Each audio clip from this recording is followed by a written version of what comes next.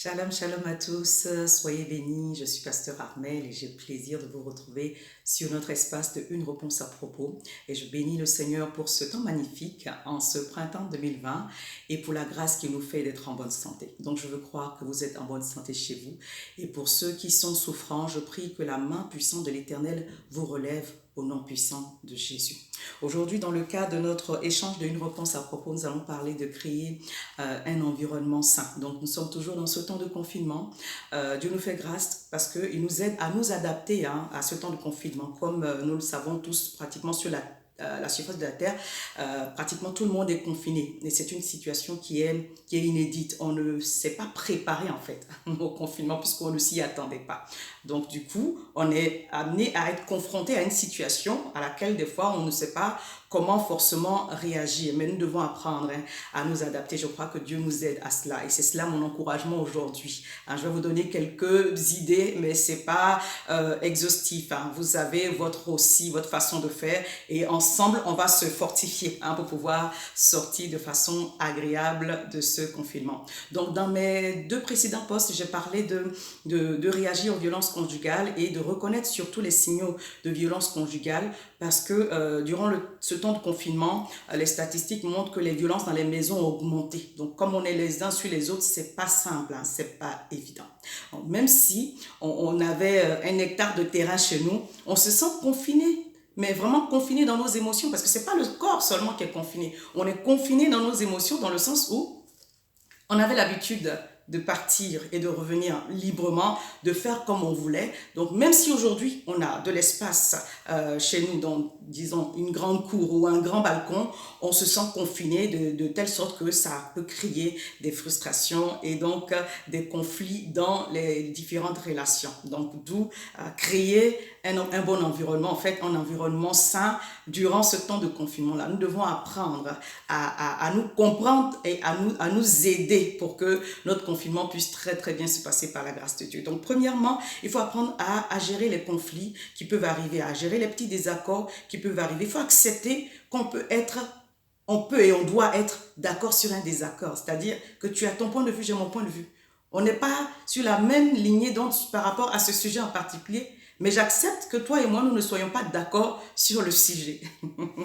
Ça semble simple à dire, mais ce n'est pas évident. On doit apprendre en fait dans la communication à ne pas laisser nos émotions prendre le dessus. Donc, quelles sont les attentes des uns et des autres? Les femmes attendent d'être aimées. C'est plus facile à dire parce que je suis une femme.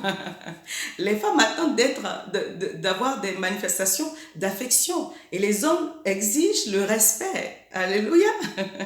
Ça, c'est quelque chose qui n'est pas négociable. Un homme veut être respecté. Juste une petite nuance. Faut pas chercher à être craint. Voilà, faut pas s'aimer la terreur pour qu'on te respecte. Le respect de force, là, ça, c'est pas le respect. Mais respectez vos maris, respectez vos hommes parce que c'est pas négociable. Un homme veut être respecté dans sa maison. Et les enfants attendent d'être choyés. Mais là, on est les uns sur les autres. Donc, des fois, toutes ces choses-là, qui sont des considérations qui sont légitimes, passe de côté parce que on a des frustrations, on est énervé, tu te réveilles, tu es énervé, tu es en colère, mais il n'y a pas de raison. C'est pas ta femme qui a créé le confinement, c'est pas ton enfant qui a créé le confinement, c'est pas ton mari qui a créé, mais c'est même pas l'État qui a créé le confinement. On est obligé de gérer cette situation-là, qui est une crise de santé mondiale qui nous donne vraiment comme seule solution pour l'instant de rester à la maison. Donc on est obligé de faire face à quelque chose de compliqué. Et chacun doit faire ses efforts. Donc fais ton effort.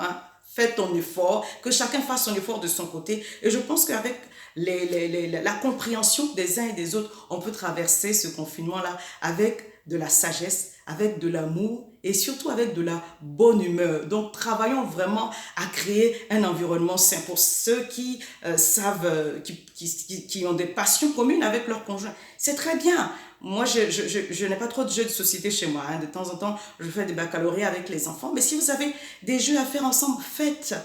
Travailler, avoir des petits plaisirs communs, des petits échanges qui créent des temps de qualité, c'est important. Et j'ai noté une chose aussi, parce que de temps en temps, je regarde les films avec les enfants. J'ai vu que regarder des pas des séries, comment je veux dire ça, des sketchs. Il y a des humoristes là, qui font plein de choses. Là. Il y a des bêtisiers, mais il y a des humoristes qui font plein de choses qui sont disponibles donc, sur nos câbles. Regardez un petit temps, avoir un petit temps d'humour, ça aide. Parce que nous sommes dans un temps où vraiment le temps semble long. On a du temps à revendre. Hein, on a nos occupations personnelles, mais le temps que nous prenons avec les autres, pour ne pas que ça dégénère, choisissons vraiment, planifions, faisons en sorte que nous ayons de bons temps ensemble, à passer ensemble.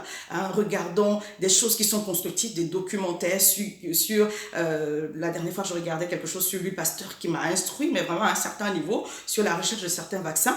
Regardons ensemble des choses qui peuvent nous construire. Regardons des choses drôles, des choses hilarantes. Rions même de nos déboires. Si quelqu'un se moque de toi par rapport à tes difficultés, ça va te faire mal. Donc toi-même, ris de tes propres déboires. Riez de vos situations que vous avez dépassées et qui sont devenues aujourd'hui quelque chose de passé sur lequel vous avez pu vous construire. Donc, prenez du temps de qualité ensemble. Cherchez et trouvez des choses qui peuvent vous construire. Mais au-delà du temps que vous passez ensemble, les psychologues disent, je ne suis pas psychologue. Je suis pasteur. J'ai un travail séculier. Mais à force d'être avec des personnes, on comprend aussi dans la science du comportement que certaines choses sont récurrentes et puis ça nous donne aussi de la compréhension sur le comportement de l'être humain. Donc, apprenons de ce que nous avons vécu et de ce que nous avons reçu. Les psychologues disent qu'il faut aussi prendre du temps à part. Il faut prendre du temps séparé, c'est-à-dire que chacun doit donner de l'espace à l'autre. Une fois, j'enseignais sur être une sentinelle et je disais, il ne faut pas trop donner d'espace entre toi et ton mari. Oui, c'est dans un certain cadre, mais il y a des moments où l'homme a besoin d'avoir son espace à lui. La femme a besoin d'avoir son espace à elle, les enfants également. Aujourd'hui, on ne peut pas, dans ce temps de confinement, empêcher les enfants d'être sur les tablettes ou sur le numérique. On ne peut pas, même si il faut faire attention au temps passé sur les écrans, on ne peut pas les empêcher. Donc, chacun prend son petit temps personnel, il a son espace dans la journée, et puis après on se retrouve et puis on prend du temps ensemble. Je vous encourage, et moi je l'ai expérimenté durant ce temps de confinement, riez ensemble, prenez des temps vraiment de qualité, de plaisir, à partager ensemble et à vous émouvoir ensemble sur des choses simples de la vie. Je regarde les recettes qui se passent actuellement sur la 6 avec Cyril Lignac. C'est plaisant. Prenez ce temps-là. Moi je donne des exemples, mais vous avez de quoi vous divertir. Prenez du temps ensemble actuellement parce que vous avez l'opportunité de cela. Donc, ça va vous aider à pouvoir régler les petits conflits, les petites choses, parce que on a eu beaucoup de temps de rire, beaucoup de temps de convivialité, et donc les petites choses, on les laisse passer plus facilement. Mais si on est dans la tension, voilà, le confinement, on est déjà énervé, et puis on ne cherche pas à arranger, en fait, à trouver des passe-temps ou des situations qui vont détendre l'atmosphère, ça va aller en s'empirant. Et puis le fait de ne rien faire, c'est pas bon du tout. L'oisiveté est la source de beaucoup de choses, de désordre, de plein de vices. Donc chacun trouve son activité en prenant son espace personnel et puis après on se retrouve ensemble et puis on rit. On rit de la vie. On rit des choses qui sont, qu'elles soient marrantes ou pas, on rit de la vie. C'est ce que je voudrais vraiment vous apporter aujourd'hui, juste comme conseil et comme encouragement. Nous sommes dans le confinement, on n'a pas le choix que de gérer ce confinement-là. On n'a pas le choix que de l'aborder en fait d'une façon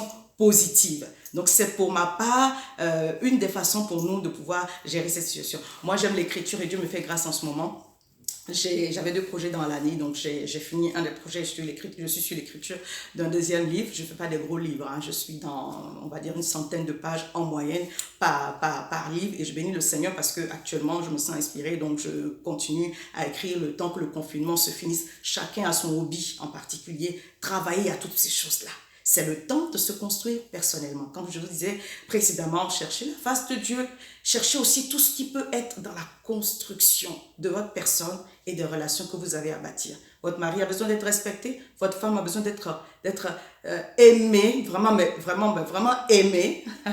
C'est le cas de le dire. Vos enfants ont besoin d'être choyés, mais ce n'est pas simple. Trouvez des astuces personnelles, que ce soit la cuisine, que ce soit des jeux de société, pour créer cet environnement-là sain qui va vous construire et vous aider. Je pense que après le confinement, quelque chose de plus va s'ajouter à votre vie, à votre cadre de vie et à votre famille. C'est ce que je vous souhaite de tout mon cœur.